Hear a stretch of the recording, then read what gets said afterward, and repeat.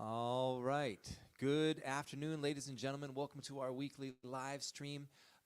Today we have the pleasure of having wonderful musician and composer and arranger, the great Don Gardner, here with us today to talk about his life in music. And I always forget to do this at the end, so I'm going to start with this. We'd like to, of course, thank our sponsors to help make this possible, and that's, of course, Ted Brown Music, where we are today, KNKX, Titus Will Cars, Tacoma Creates, BCRA, and Edward Jones financial consultant Rick Gray. So happy to be here, happy to do this.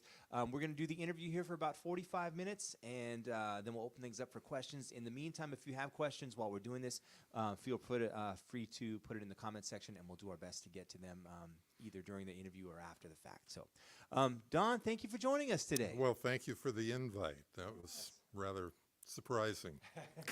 Well, we have a mutual friend who is a shining soul in this world, Ruth Terry, in which we both know. And if you don't know her, she does a ton for the community at large, and so a big advocate for music and people in general. So she happens to be in the studio audience today. She's here. You can't see her. She's not on camera. But anyways, yes, we love her dearly.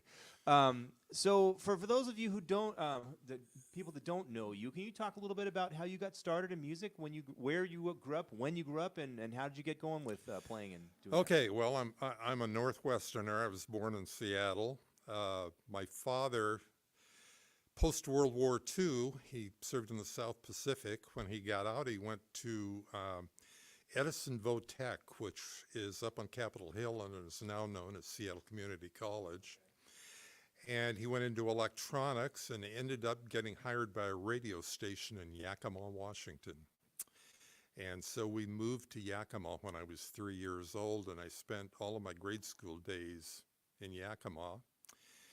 And in the fourth grade, they did over there at the time the recruiting for band. And I had been fascinated by trombone. Thought that slide thing was just the coolest thing. So I was looking at the trombone in the room where they had the instruments on display, much like I'm sure they still are doing these days. And the band teacher, because I was tall for my age, thought trombone would be a good fit because I could reach sixth position. And so I went home, told my parents that in fact, I had the little note from the teacher that your son has shown interest in band. And it was at that moment I found out that my father had been a trumpet player. And even beyond that my mother had met my father at a dance in Spokane that my father was playing at. Tale as old as time. Huh? Tale as old as time. Yeah. In fact, there's more stories. There's more stories related to that happenstance. So anyhow, I found out my father had played trumpet as a kid and as a young adult, and he'd never shared that up to that point. So anyhow, I started out on trombone in Yakima, and did well at it, just with the public school instruction that I got and some guidance from my father. And in fact, I would attribute my ability to read rhythms quite well because they used to make me tap my foot and do all the subdivisions of da da da da da da da da. I do this with my daughter now. She hates it. Oh. So anyhow, I did okay, and still remember in the fifth grade going to Ellensburg to Central, where they had big solo and ensemble contests, and I got had my first solo with a piano accompanist, and I got a superior rating as a fifth grader, though I still remember the comments by the adjudicator. He said, "Please do not assume that this superior rating you're getting brings you a big head. It's just an indication that you have a great start on this instrument." Man, I wish they did that these days. That would be very helpful for a lot of students, I think. So anyhow, we moved back over to Seattle when in the middle of the sixth grade, and I continued on playing at public school. In junior high, I met a fellow who I am still in contact with. He lives up in the San Juan Islands. His name is Gary Alexander, and in fact, I think he has a streaming online jazz program once a week up there. And he and I kind of connected and did a whole lot of things outside of the public school thing. Dixieland band, polka band, a little jazz band sort of thing. Really didn't know what we were doing, but he was a very good player and just a real musical mind. And he and I did things from the 7th grade through senior high school. And I attribute the fact that my interest in music was to a great extent him, because we had things going on other than just the public school march at halftime football games and all of that sort of thing. So that's kind of the public school sort of thing that I went through. Now, what about, aside from, because of course you're going to hear lots of things in school and have peers that play and be inspirations, and of course teachers, but what about like your home life? You said your parents played. Did they have music on? Was there music around in the house when you were growing up, and what did they listen to? My father was, well, interestingly, he was in radio. He was an engineer, is what he was hired for, but because of the situation with radio in Yakima, it was a small market. This station was only on, 5 or 6 in the morning until midnight, and then they did the sign-off and everything. And but they had their DJs back then worked 5 days a week, but they were on air 7 days a week. So my father worked Mondays and Tuesdays in the morning, Wednesday midday, Thursday and Friday the evening shift. And when he'd have the evening shift, frequently he would call me up and say, turn the radio on, I'm going to play a Tommy Dorsey thing, you know. And I was gonna ask, when you mentioned trombone, if Tommy Dorsey played a role in that. I mean, or if you listened to any other like prominent trombone players around the time that you were growing up? I didn't specifically. I probably just more generally listened to music. And back then, there was still a fair amount of that big band stuff being aired on radio. I was in grade school, from 1950 to 56, right in that area. So kind of in that transition where rock and roll started to bleed into the thing. And interestingly, the rock and roll thing and the change in the station that my father worked at was his motivation to leave radio. We moved to Seattle and he went to work for Boeing, and that's where he retired from. So, well, when you started, I'm sure at some point, I mean, it sounded like you were a pretty astute player and getting around the instrument and superior ratings in 5th grade. Yeah, and 6th grade okay, over here. It's on record now. You heard it here first. Well, so at some point you must have become cognizant of players, because during your lifetime, people that were around, I mean, Jack Teagarden must have still been around, Kai Winding, J.J. Johnson, Curtis Fuller. Any of these people, were there any influences on you, or again, Tommy Dorsey as well? Not specifically. I don't know that I heard something and went, I want to sound like that, or I want to duplicate that sort of thing. My motivation in the early years, and I didn't know it back then, but I would hear something on the radio, just a melody that I found hooky or something, and I didn't have music for it. So what I used to do is I'd sit down there and I'd hunt and pick for notes until I go, that's it. And I learned the whole tune, and then I'd be at school or something. I'd play this little ditty, and people would go, wow. Yeah, it's funny. Yes, go ahead. And sorry. I didn't realize I was ear training. I was just going to say that. Yes. Who knew? Well, that's going to say a lot of people, you go to schools and they focus on ear training, like, oh, learn these intervals and memorize this melody and this is this, and learn this chord. But it's like one of the best things and this is totally my opinion here, so you can completely disagree or make an angry comment in the whatever. But yeah, I think learning how to play melodies by ear or play along with things is one of the best things you can do as a musician for training your ear. Would you agree? I would totally agree. There's an area where I lack. I've never had a private lesson in my life on anything. It's all been, I want to do that, and Uh, so I don't have a lot of the, and part of my regret is that I didn't go to school after high school and do the music thing,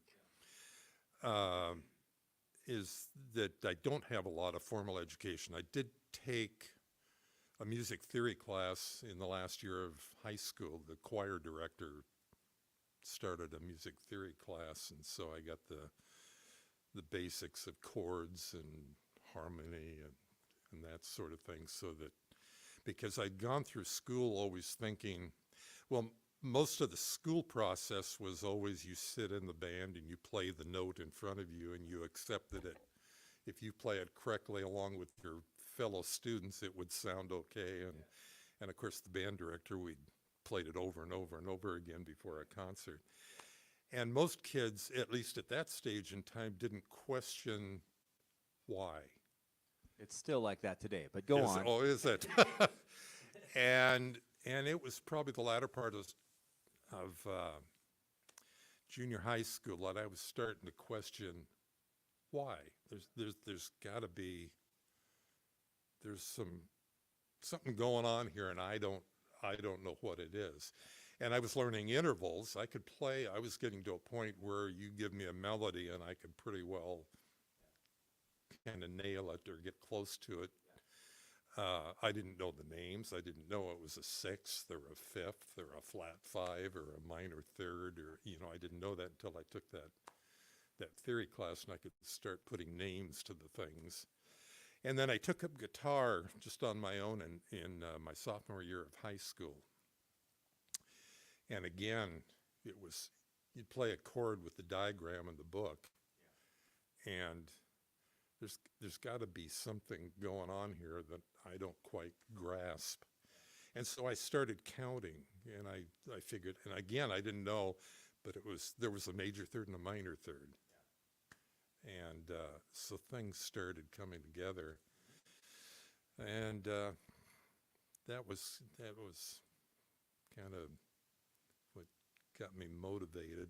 Right. Well, I wanted to ask, so what happened after high school? And I know from reading your bio, but I'd like to delve into that. There was some conflict. Well, first of all, I got kicked out of my high school band. I don't know. That's conflict. Yeah. I stood up for a fellow student that I thought was being wronged, and I was given an option, and I took the option of leaving band in my senior year of high school.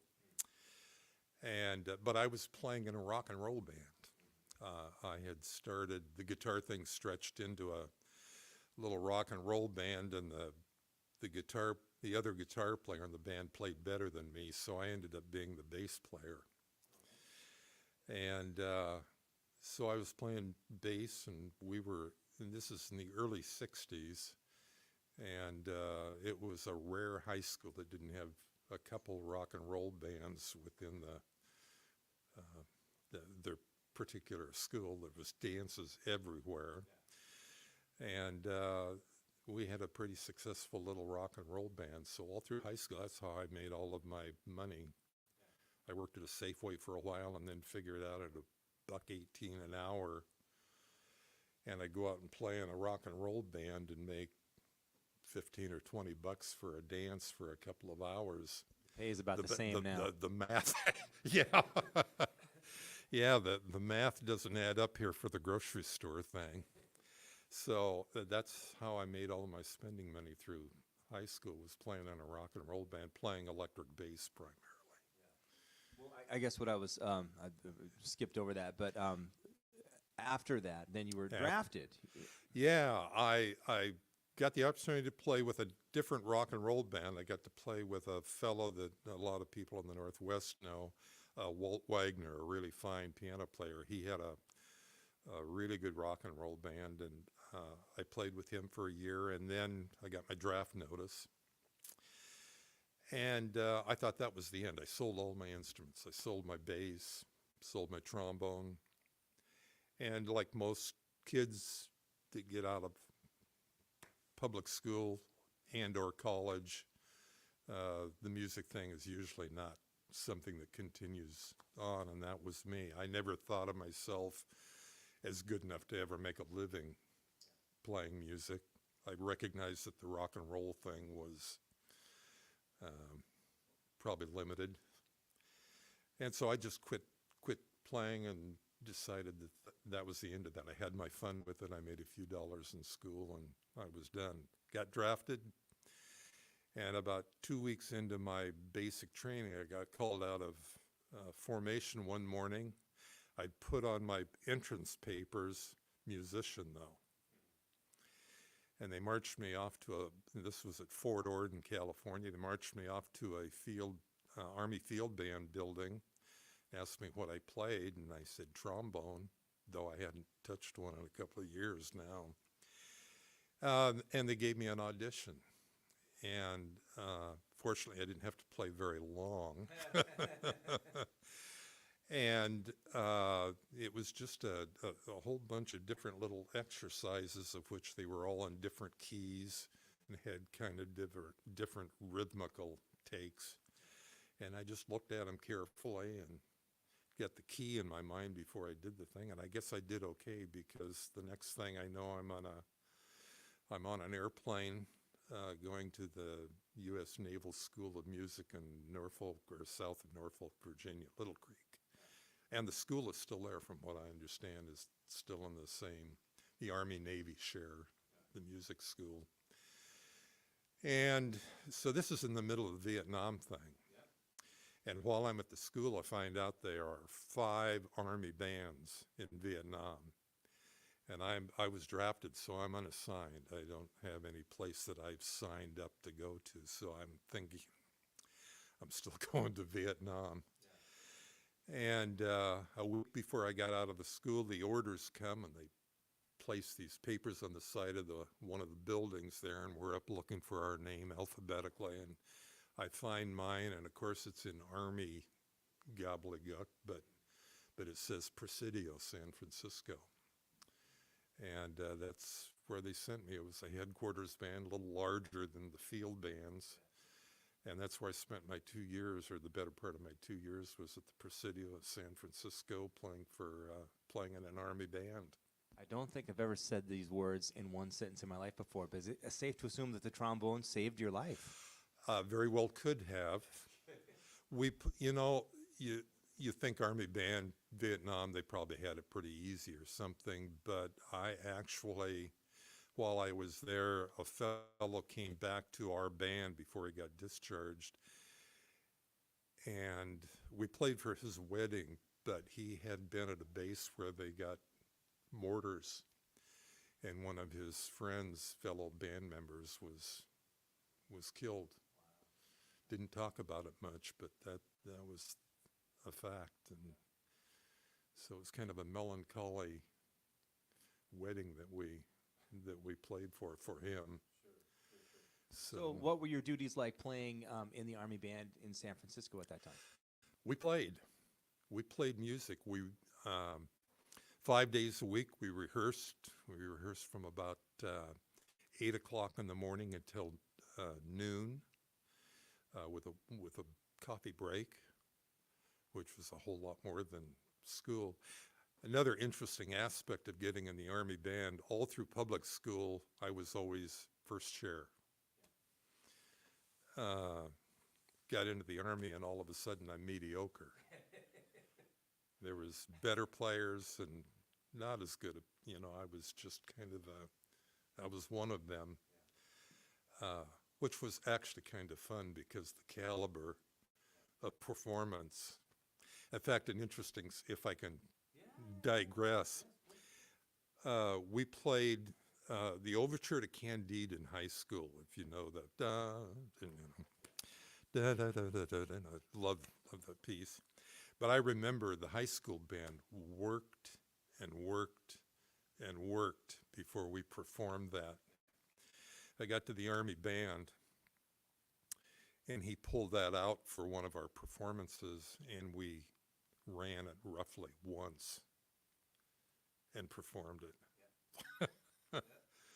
So that was a real eye-opener so far as playing with a caliber musician. Well, besides, I mean, I'm sure you did lots of things that were, for military and marches and things of that nature, but were there any other styles of music that you were able to play in your time down there? Well, it was of course, most of the Army thing was, to a great degree, public relations. The interesting thing is that you think Army band marches, but that was actually a pretty small part of it. It was mostly concert band music, and we played for public relations. We opened post offices, we played for college graduations, played for the vice president once, just all kinds of things, and most of it was sit-down concert music. And then we'd play the occasional parade. And then, talked about it before, while I was there, one of the groups that my father really admired and I heard a lot of in both our house and on the radio back in my grade school days was a vocal group called the Mills Brothers. And I'm getting old enough that a lot of people probably don't know who they are, but they were the Beatles back in the late 40s and early 50s. They just had hit after hit after hit after hit. And they came to town, and they hired the big band out of the Army band to go out and do some public performances and some military base performances. And I got to play in that band, which was a real thrill to back a group like that I'd grown up listening to, and then to hear them live, and I'm accompanying them. It was quite a thrill. And that was really my first opportunity to play in big band. We had a kind of a winky little just combo in high school, but really started getting a feel for swing and interpretation of big band music and playing with other guys that were quite good. And then we played for the Letterman also for a couple of concert fundraiser things. I don't remember exactly what they were. And that, at the time, they had quite a few big hits back in the early mid-'60s. And it was my first experience, a real eye-opener. They were kind of a Vegas group at the time. And a lot of their stuff was 1, 2, 3, 4. And they brought in their bass player, the drummer, and their pianist, who was the conductor for the group, and then hired the Army band for all the horns. And stuff was like 200, and they're playing with people in Vegas that, they shrug and what's next. But we were, and they were also all original manuscript. It wasn't nice, neatly computer printed music. And it was 5 pages taped together. And so that was an eye-opener and a challenge. Well, I'm curious, during that time period, mid-'60s, early '70s maybe at this point, yes, no? Mid-'60s, 65 to 67 is when I was. So you're down in San Francisco. Now, I know that they have a long history and a great jazz scene, particularly at that time, too. Did you get out into the city much to hear other groups, or not really? Never. The only thing, trying to remember now, the one thing that really sticks in my mind is I did get to go to a concert, the Count Basie Orchestra, of which, again, was an incredible eye-opener to hear live. You hear records is one thing, but when you hear 17 guys play, just tight as can be, and then the other thing that was real interesting with the fact that the band just smoked and was tight is the leader of the band is sitting up at the piano going, 1, 2, and would play a little tinkly intro, and then, damn, I was just, it was a religious experience. The night We're that gonna I go there heard now. them. Okay. Oh man, it was just, it was incredible, and it was still early enough that a lot of the band was made up of the old guard Well, and you had Basie actually playing. And Basie was yeah. playing, playing tinkly little sparse piano and not looking like the leader of this smoking energy.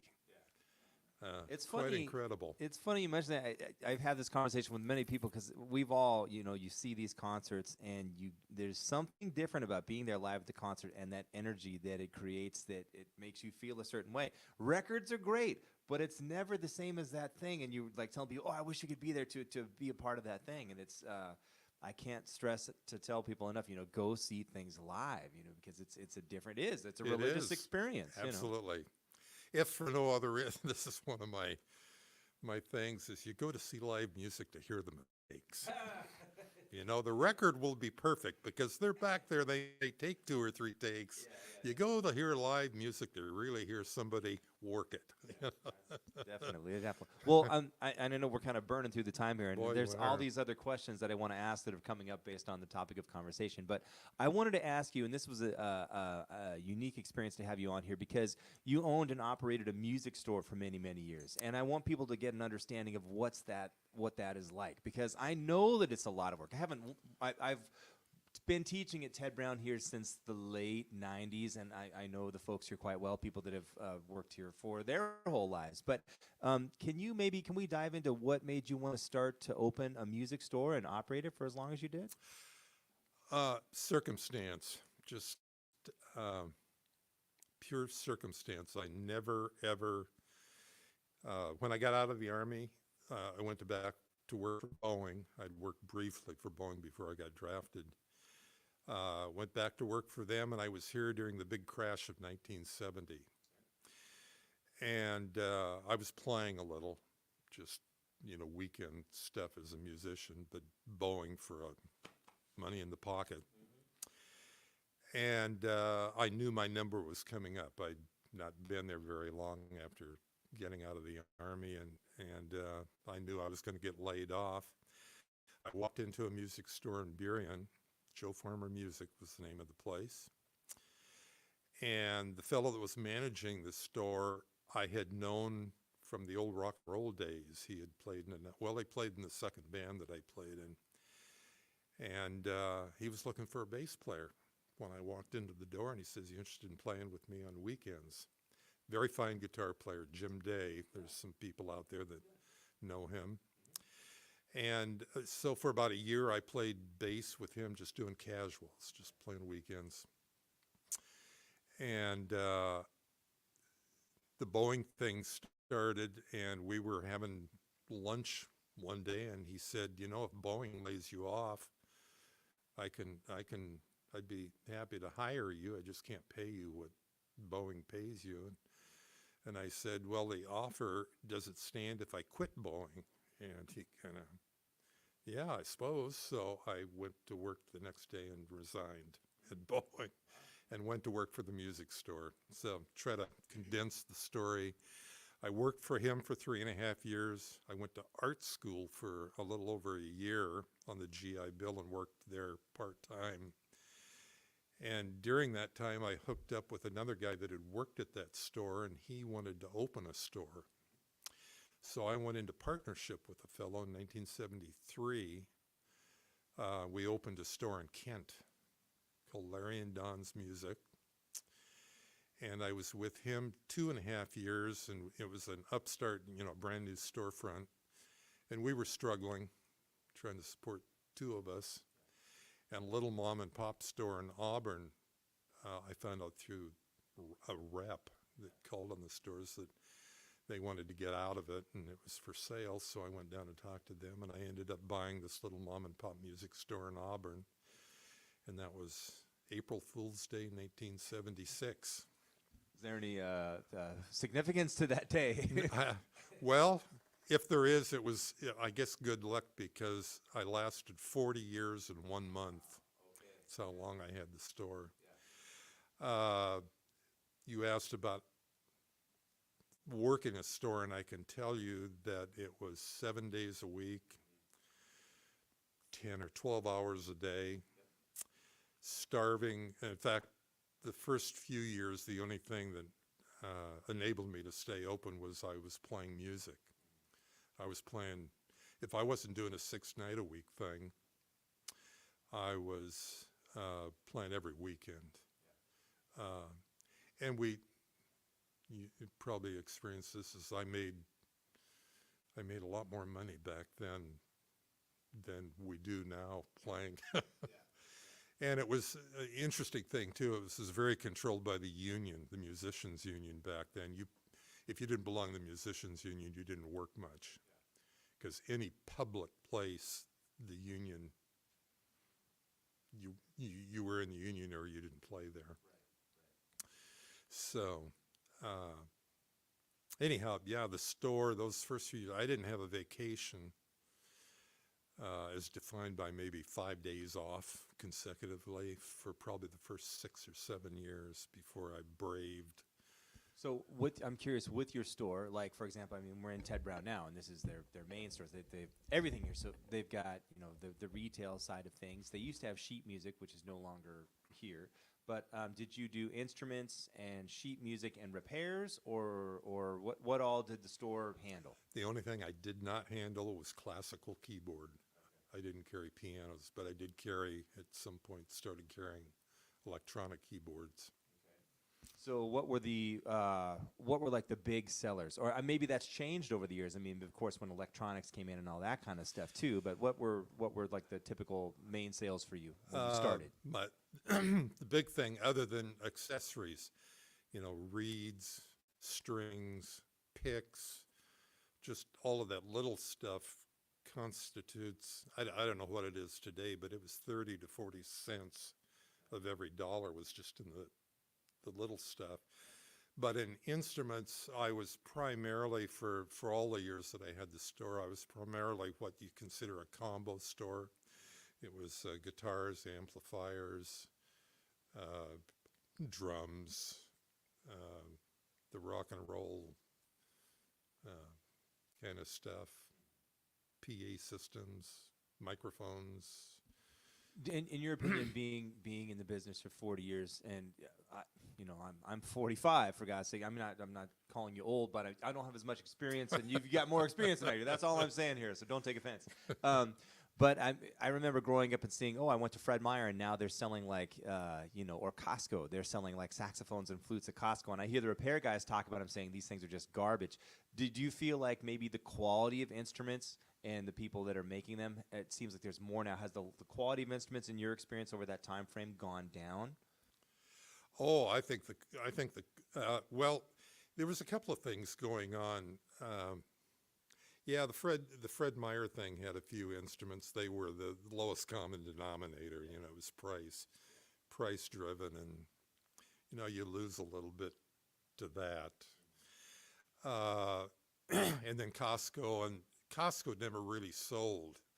They would bring in a vendor that would be there, like now I think they do I saw something in there the other day. I've seen keyboards. Every now and then I'll see like a flute or a saxophone, and I'm very yeah. skeptical. Some of those I think they sell, like a Casio keyboard or that sort of thing. But they did the band instrument thing, and they were mostly probably a bit marginal, early Chinese stuff. Some of that early stuff, which I regrettably bought, and I still have pieces of some of them where they literally fell apart, the solder joints. Not getting into the politics of things. We will say we're not going to talk religion or politics. Now, I will say, in the defense of, I know like Taiwan is making some great saxophones now, but China is making some really good instruments. But initially it was they not were good. Yeah, they were pretty marginal. Some of them terrible. Yeah. And I think that the beef that I've heard with the repair guys is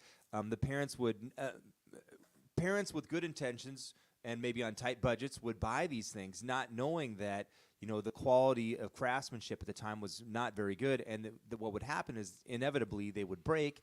The people would take them to get repaired, and the repair guys are like, "I can't fix this. There's nothing for me to work with," and basically it's inoperable. They would basically say, "I can't. I won't work on it," because they knew they might get it working for a week or two, and it would come back with the same problems.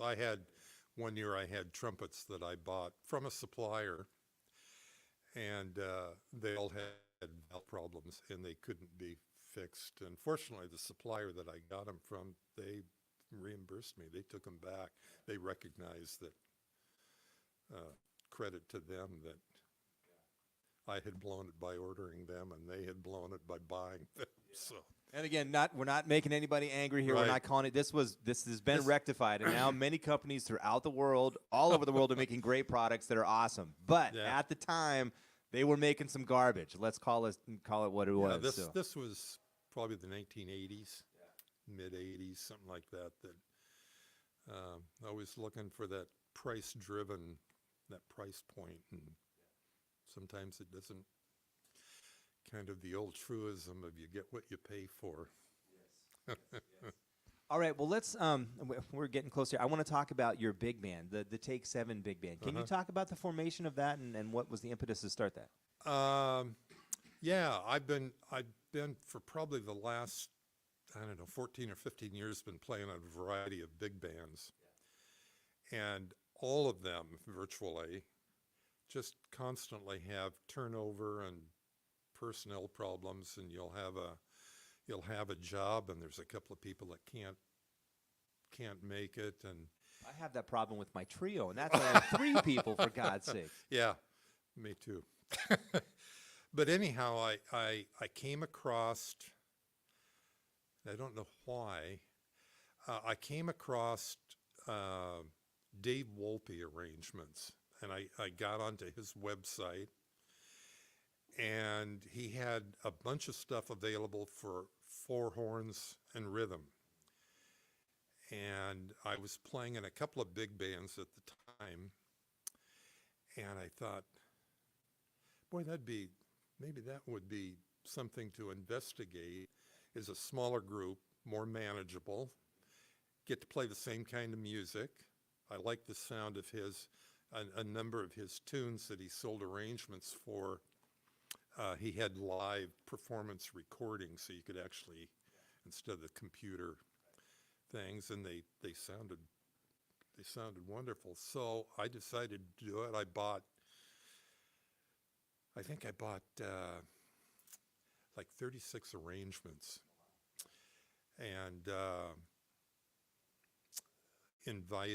I extended invitations to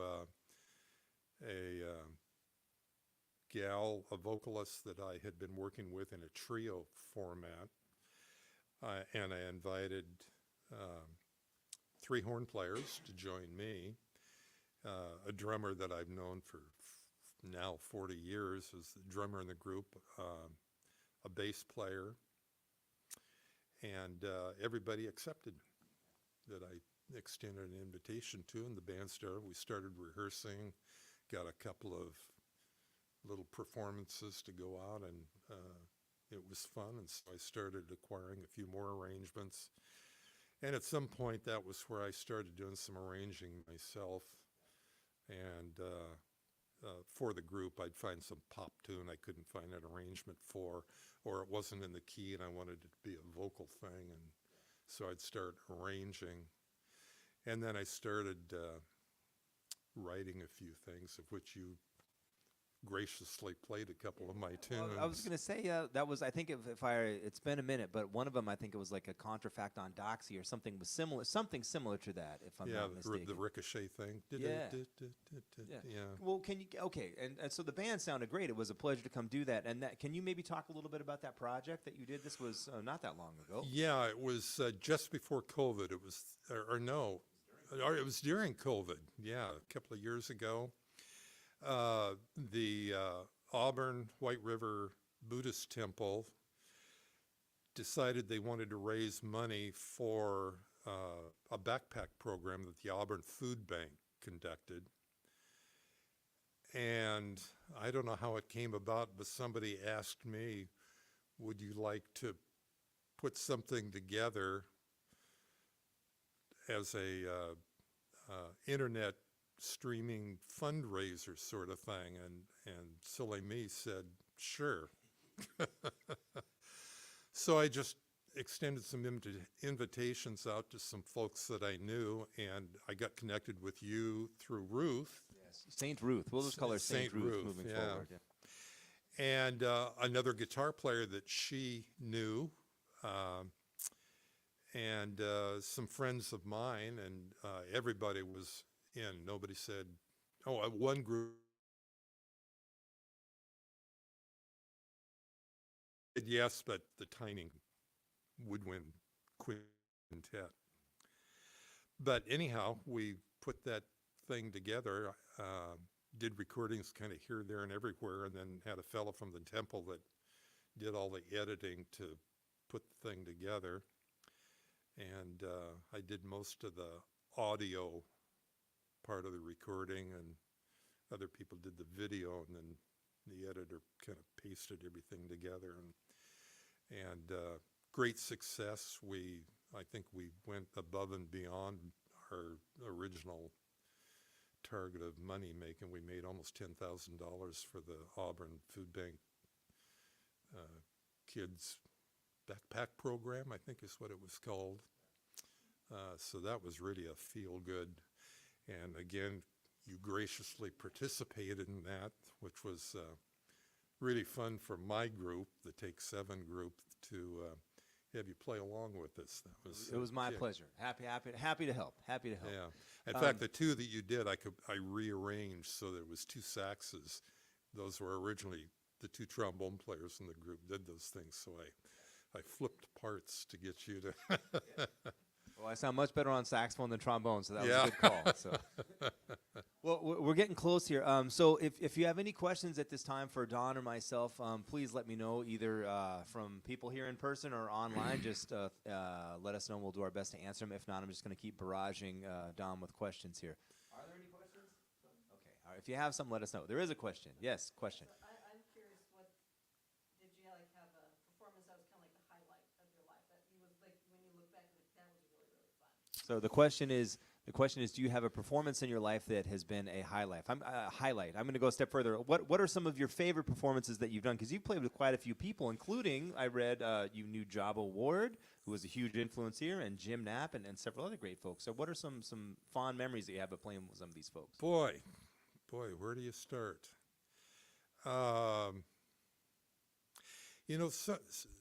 Some of them are probably not with noted artists, because I always felt like I was just kind of a hired hand on a lot of those.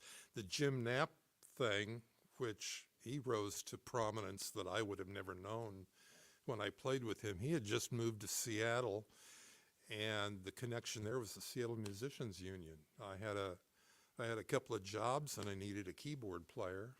I called the Seattle Union, and that's the name they gave me, and he was new to town and came out and played piano with us. So that was the connection with Jim Knapp, and then all of a sudden I'm seeing his name pop up in all kinds of Northwest activities and the Cornish connection. And so that was the job award thing. Again, was the Musicians Union. I got hired as a bass player one summer, and the Musicians Union used to hand out, what did they call them? Trust fund jobs. Money from the recording industry that was provided for public performance. And we got a whole bunch of trust fund jobs one summer. We performed at the Woodland Park Zoo, and I can't remember where we played. I remember we rehearsed before we started doing those that summer at a music store that no longer exists out in Linwood. And he was on that job, and so that was the job award connection, just Musicians Union connection. Well, you mentioned also, too, that you played in, I remember growing up watching him. He was the longtime jazz band director at UPS, and I have a lot of respect for him as an educator, and as a band leader and a writer and a transcriber, the great Sid Potter. Can you talk about your time with Sid? Yeah, that was another kind of serendipity thing. I was playing, this was probably 12 or 13 years ago. I was playing in a big band in Tacoma, Parkland, and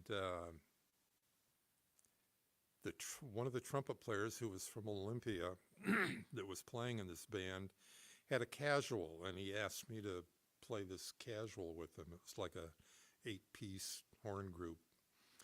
And it was for a wedding up at Crystal Mountain. And so we went up there and played, and he had hired and was friends with Sid Potter. And we played the job, and apparently Sid liked what he heard from my trombone playing on this gig. A couple of weeks after the gig, apparently he got a hold of the trumpet player and said, how do I get a hold of that trombone player?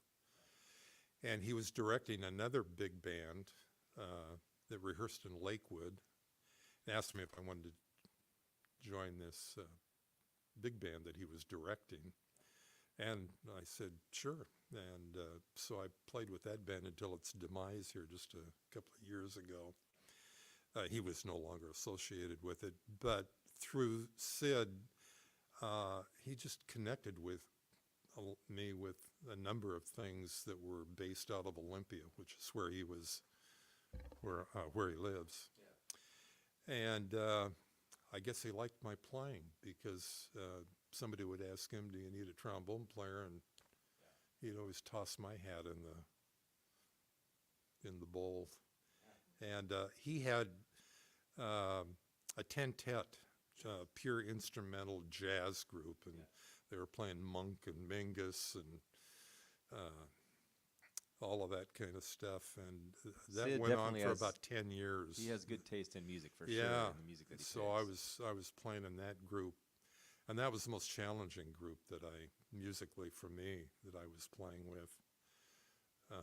Lots of opportunity everybody in the group got solos, a lot of improv. Looks like there's a question. There's a question. So this individual is asking, always wondered on how the big bands, let's say Duke Ellington, kept the musicians in live or just to physically get to a gig. Say that one more time. How did like the musicians stay in live and just physically get to the gigs? How did the musicians? For like the Duke Ellington band. How did they get live musicians to play or stay in the band? I'm not sure I understand. Physically get them there. How did the musicians? How did the band leaders get the musicians to the performances? There was I can't remember. I think this is Duke Ellington saying it's like someone were asking about like what gimmicks that you use to get musicians in the band, and I think Duke Ellington said the gimmick that I use is I pay them. But then I've heard from other musicians that played in the band that Duke Ellington did not pay them. So I don't know. I'm not talking trash here. I'm just don't kill the messenger. So your opinions? Well, maybe I know a lot of that back then, just to kind of police the thing, is they went to a lot of the gigs on buses. They just it was like a football team. Keep them in line. But I'm sure, I don't know that it would be that different now than it was back then. And like I mentioned when I formed my little 7-piece group, is the logistics of keeping 17 or 18 people cohesive and showing up on time sometimes is a real challenge.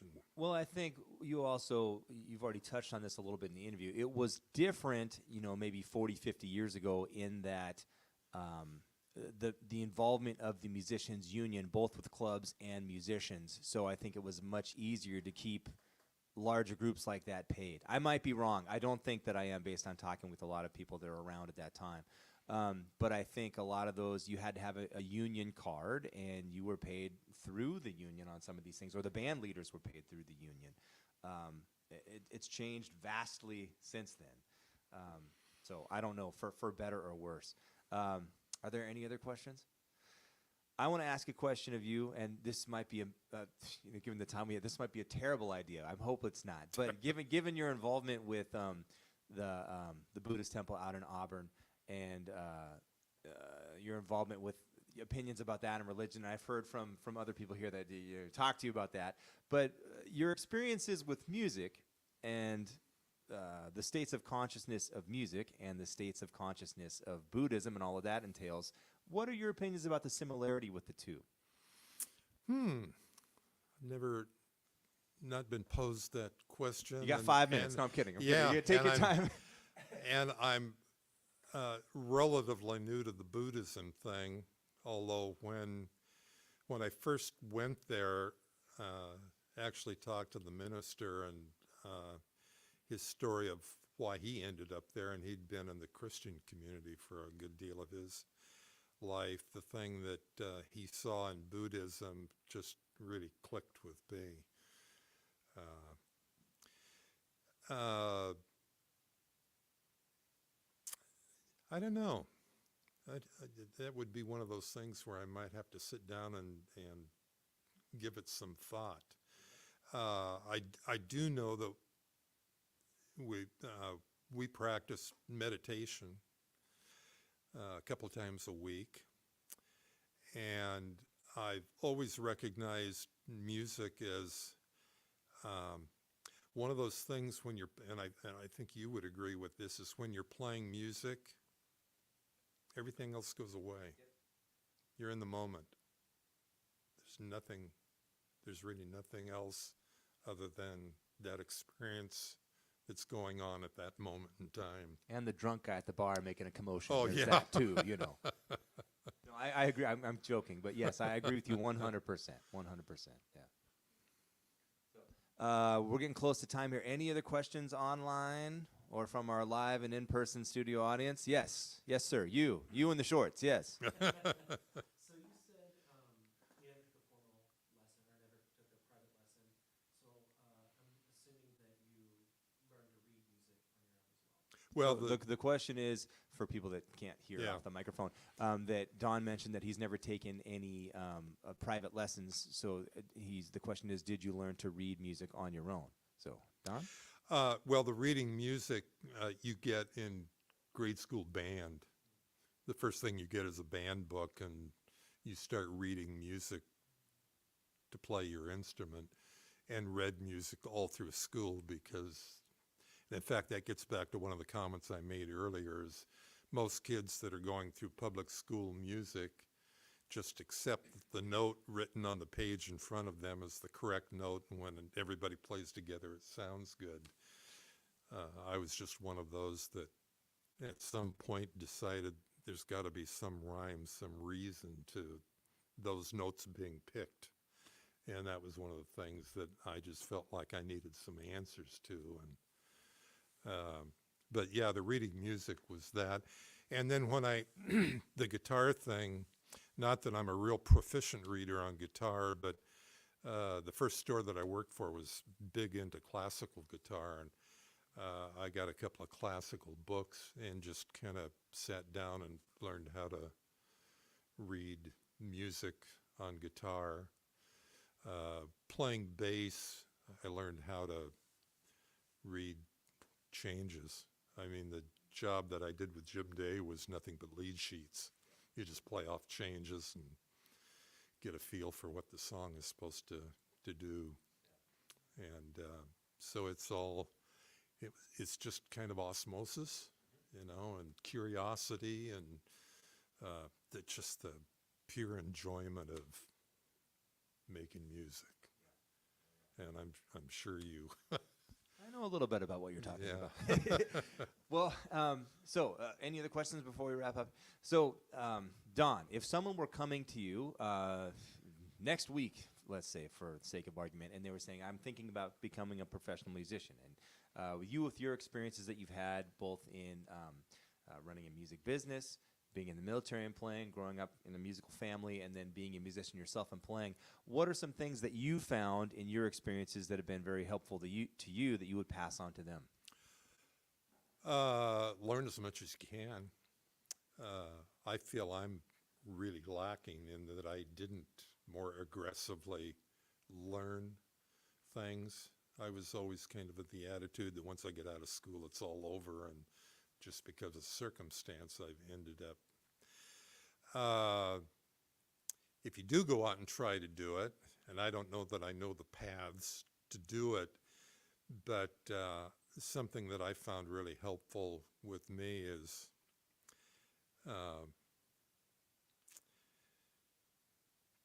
what's the word? Be a good person. get along with the people that you're playing with. Don't go in with an attitude beyond time. Yeah, learn your craft. Know that you can know more tomorrow than you know today. Very, So- very good advice. Very good advice. Well, Don, it's been a pleasure having you with us today. Thank you so much for Yeah, being well, with. thank you again for the invite. Yeah, That and was- any performances coming up in the near future for the Take 7 band that people can come check out? Well, I haven't been promoting yet. I've had some health issues here in the last year. I only have one thing on the calendar here in a few weeks, and it's private. So, yeah, we pretty regularly for public performance prior to COVID, which just kind of shut down everything. We used to play Third Place Commons out of Bothell. Great dance thing. Lots of people love to dance out there. And then we played Crossroads. And we played the Olympia Farmers Market and private banquets. You know, those aren't public. But If people wanted to get in touch with you for either hiring the band or if they wanted to go hear the band, how could they do that? we have a website, which is take 7 being the digit, LBB, littlebigband.com. And our calendar will be on there.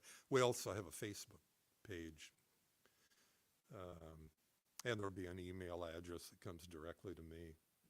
So, and in fact, I think my phone number's on the web page. So, So you get lots of telemarketing scams and things of that nature. it's I'm kidding. I wish it was that out there, but usually most of our connections are word of mouth, and I'll get a call that somebody told them to get a hold of me that you have this. I don't know what your experience is, but All of the above. All of the Lots of above. scams. Yeah. Lots of word. All of it. For good, better or worse. Regardless, it's been a pleasure having you here today to talk a little bit and get to know you a little bit more. We're going to take a very short break here, and then we're going to get reconfigured and play a bunch of brand new music for you here. So thank you so much for joining us. If you find value in these interviews and want to support that we're doing, support the work that we're doing throughout the year, feel free to make a donation online. You can do that via Venmo or PayPal or mailing a check, and all the information is on the original post here. And most of the stuff that we do throughout the year is 100% free in all ages. So just come out and enjoy it and check it out. We'll be, what's today, Sunday? We'll be hosting our jam session tomorrow at McMinimans here in Tacoma from 7 p.m. to 10 p.m. And I think next week we've got Andy Omdahl, great trumpeter and composer from Olympia, will be our guest for an interview and a performance. So I've played with him. yeah. Yeah, So another one. Also, we'll be delving into the whole military school for music because I know he taught that for a long time. So we're excited to have him as well. So anyways, thank you so much for joining us. Hope to see you again soon. And we'll be right back in about an hour with some brand new music for you. Stick around.